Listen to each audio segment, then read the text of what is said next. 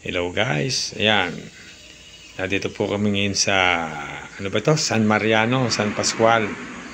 At kami po ay nagkagawa ng rep conversion po ang ginagawa namin dahil mahirap po kasing humanap ng parts dito sa ginagawa namin. Dati po inverter ay ginagawa na pong manual, pero no pros pa rin po ang ginagawa namin. Ayan, tinetesting muna,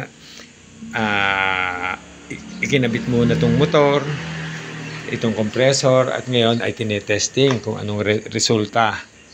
Ayan po, kita nyo po, ayan, bali, ayan, lumalamig na siya. So no pros pa rin siya.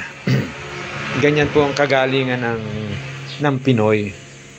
Ganyan po, na sa halip na bumili ng bago, magpalit ng bagong rep, ay nare-remedyohan pa ho dahil magkano naman po ang rep, lalo na't inverter, pinakamababa na po ang 20,000. Kaya yan po, nakumbinsi po ang may-ari na sa kagustuhang makatipid, ayan, pumayag po siya. Hanggang dito na lamang po. Maraming salamat at magmimerienda na muna.